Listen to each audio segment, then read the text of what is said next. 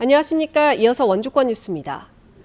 일주일째 이어진 장맛비로 인한 피해 상황이 속속 집계되고 있습니다. 현재까지 도내에서는 주택 173동이 파손돼 630여 명의 이재민이 발생했습니다. 농경지 침수는 510헥타르를 넘어섰고 도로가 유실되고 하천이 범람했다는 신고도 146건이 접수되면서 응급조치와 복구 작업이 진행 중입니다.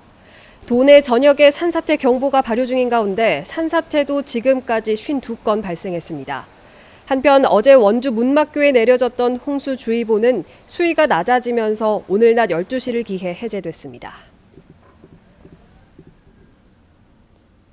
원주를 비롯한 영서 남부 지역에 호우 예비특보가 내려진 가운데 밤부터 다시 많은 비가 내릴 것으로 예상됩니다.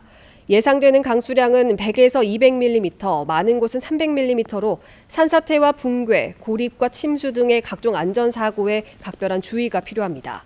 한편 지난 31일 이후 지역별 누적 강수량은 영월이 417.9, 원주 신림 369, 횡성 청일이 335.5, 평창 274mm를 기록하고 있습니다. 강원도가 호우로 피해를 입은 주민들에게 긴급 구호 자금을 지원합니다. 이재민 한 사람당 50만 원을 지급해 옷과 약품 등을 구입할 수 있도록 하고 잠자리와 식사를 위해 1억 원을 우선 투입합니다.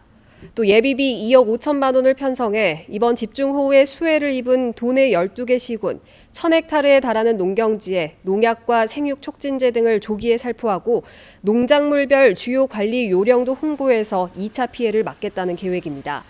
도로와 하천 주변에 파손된 기반시설 복구 비용 10억 원은 각 시군에 전달했습니다. 계속된 집중호우의 산사태 위험이 높아짐에 따라 산림청이 산지 특별 점검단을 편성해 산사태 위험지에 대한 긴급 현장 점검을 실시합니다. 우선 산지 비탈면에 설치된 태양광 발전소와 민가, 도로와 가까워 2차 피해 가능성이 높은 802곳을 대상으로 점검을 실시하고 응급조치한다는 계획입니다. 산림청은 본격적인 장마철을 앞두고 지난 5월과 6월 전국 모든 태양광 발전 시설을 대상으로 전수 검사를 실시했지만 올여름 예상보다 많은 비가 내리면서 태양광 시설 주변에서의 산사태 발생 우려가 높은 상황입니다. 정부의 의대 정원 확대 정책에 반발하는 전공의들이 오늘 하루 파업에 들어가면서 도내 전공의들도 파업을 벌이고 있습니다. 원주 세브란스 기독병원은 오늘 아침 7시부터 24시간 동안 전공의 150명가량이 파업에 참여하고 있고 강원대병원과 강릉 아산병원도 동참했습니다. 병원 측은 전문의 등 교수진들을 투입해 응급실과 수술실을 중심으로 의료 공백을 메우겠다고 밝혔습니다.